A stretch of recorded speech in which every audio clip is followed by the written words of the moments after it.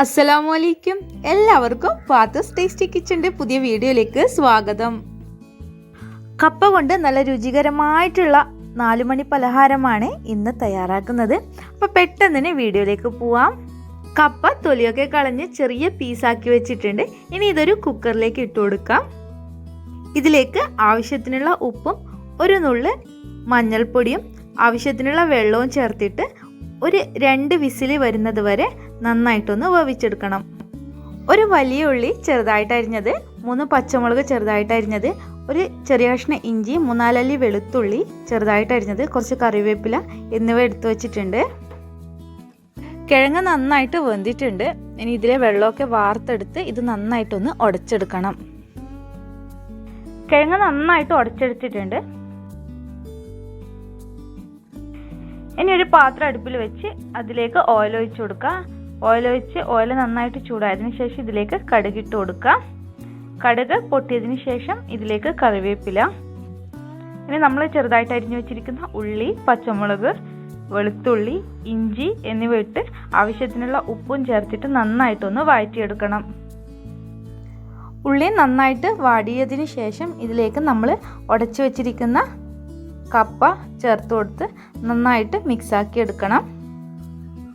നിങ്ങൾക്ക് ഈ വീഡിയോ ഇഷ്ടമായിട്ടുണ്ടെങ്കിൽ ഒന്ന് ലൈക്ക് ചെയ്യണേ. അതുപോലെ സബ്സ്ക്രൈബ് ചെയ്യാതെയാണ് കാണുന്നതെങ്കിൽ ഒന്ന് സബ്സ്ക്രൈബും ചെയ്യുക. അപ്പോൾ അതിൻ്റെ അടുത്തുള്ള ബെൽ ബട്ടൺ കൂടി ഒന്ന് പ്രസ് ചെയ്യുക. അതിൽ ഓൾ എന്ന് കാണും. അപ്പോൾ അതുകൂടി പ്രസ് ചെയ്താൽ ഞാനിടുന്ന വീഡിയോസ് നിങ്ങൾക്ക് നോട്ടിഫിക്കേഷനായിട്ട് ലഭിക്കും.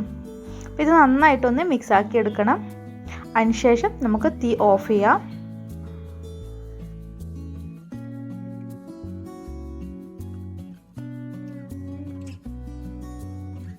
അപ്പോൾ ഇത് നന്നായിട്ട് മിക്സാക്കി അടിച്ചിട്ടുണ്ട്.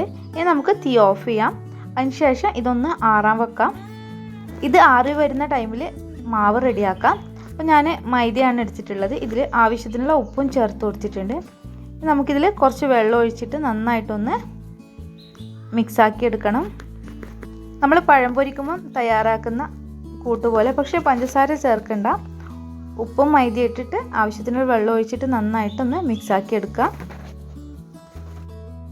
നല്ല തിക്കായിട്ടുള്ള ബാറ്ററാണ് വേണ്ടത്. അപ്പോൾ കുറച്ച് വെള്ളം ഒഴിച്ചിട്ട് നന്നായിട്ട് മിക്സാക്കി എടുക്കുക. മാവ് ഇതുപോലെയാണ് വേണ്ടത്.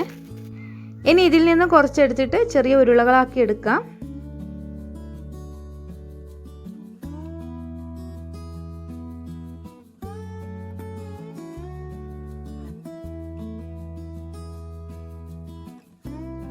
അപ്പം മുഴുവനും ഞാൻ ഉരുളകളാക്കി എടുത്തിട്ടുണ്ട്. ഇനി ഇത് പൊരിച്ചെടുക്കണം. നമ്മൾ തയ്യാറാക്കി വെച്ചിരിക്കുന്ന മാവിൽ ഇത് നന്നായിട്ട് മുക്കിയതിന് ശേഷം ചൂടായ എണ്ണയിലിട്ട് പൊരിച്ചെടുക്കണം. ഒരു പാനിൽ എണ്ണ ചൂടാൻ വെച്ചിട്ടുണ്ട്. ഇതിലേക്ക് ഇട്ട് കൊടുത്ത് നന്നായിട്ട് പൊരിച്ചെടുക്കണം. വീട്ടിൽ എപ്പോഴുള്ള സാധനങ്ങൾ വെച്ചിട്ടാണ് ഈ ഒരു റെസിപ്പി ചെയ്തിട്ടുള്ളത്. അപ്പോൾ നിങ്ങൾ എന്തായാലും ട്രൈ ചെയ്ത് നോക്കുക. കുട്ടികൾക്കൊക്കെ തീർച്ചയായിട്ടും ഇഷ്ടപ്പെടും. ഇനി ഇതൊരു വശം നന്നായിട്ട് പൊരിഞ്ഞതിന് ശേഷം ഇതൊന്ന് തിരിച്ചിട്ട് കൊടുക്കണം. അപ്പോൾ എല്ലാ വശവും നന്നായിട്ട് പൊരിച്ചെടുക്കുക. മീഡിയം ഫ്ലെയിമിൽ ഇട്ടിട്ട് വേണം പൊരിച്ചെടുക്കാൻ.